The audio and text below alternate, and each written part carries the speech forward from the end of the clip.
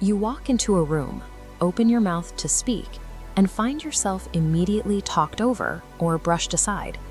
This dynamic has little to do with status or appearance. It's a matter of psychology, specifically how people process the signals you send in the first few seconds of an encounter. To navigate these moments, we can use a 4-part behavioral framework designed to help you stabilize that first impression. To make this actionable, identify a specific interaction coming up this week. You'll also need a mirror to practice the physical mechanics.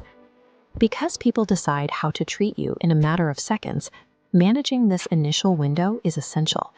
If you don't set the tone early, you've effectively lost the room before the conversation even begins.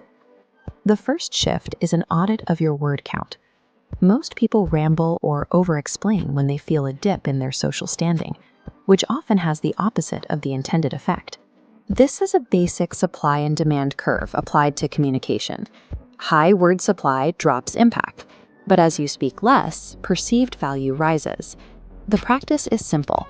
Formulate a single, clear point, deliver it without filler, and stop talking. You'll know this is working when people stop interrupting you and begin to physically lean in to hear what you have to say next. Removing the extra layers of explanation signals that you aren't looking for approval. This shifts how others perceive your input, giving it more weight in the room. Next, we look at the tactical use of silence, specifically in moments where you've been interrupted or after you've delivered a key piece of information. Silence is effective because it creates a pressure vacuum. Most people are uncomfortable with dead air and will rush to fill it, often conceding ground just to break the tension. When someone cuts you off, don't rush to reclaim the floor. Simply pause and look at them for 1 to 3 seconds. In a live conversation, 3 seconds of silence feels significant, but it places the social pressure squarely on them. To make this work, you must maintain eye contact. If you look away, you release the tension. Hold an unwavering, neutral gaze. Mastering these pauses demonstrates that you aren't rushing to keep up with the conversation, but rather you are the one setting its pace. The third shift involves your response to requests. Many people fall into the habit of being agreeable to avoid conflict, but constant compliance often leads to a decline in respect. You need specific phrases ready to protect your time. Consider using, "Let me circle back with you," or simply, "Not right now." The key to the delivery is staying calm. Avoid an angry tone and don't feel obligated to provide a long list of excuses. Remember, a boundary doesn't require a defense. You'll find that when a limit is delivered without hesitation or apology, most people will accept it as a matter of course. Social dynamics are shaped by what you allow. When you demonstrate that your time and focus have limits, others will respect those boundaries. Finally, you must audit your physical presence. Your body language communicates your internal state long before you say a single word.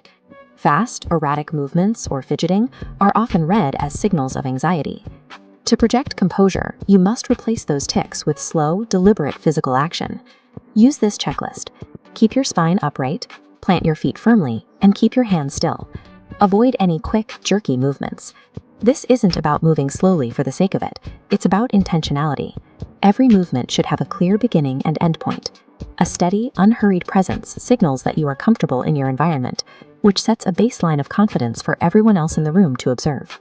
These 4 behaviors, limiting your words, using silence, setting boundaries, and slowing your movements, work together to recalibrate how you are perceived.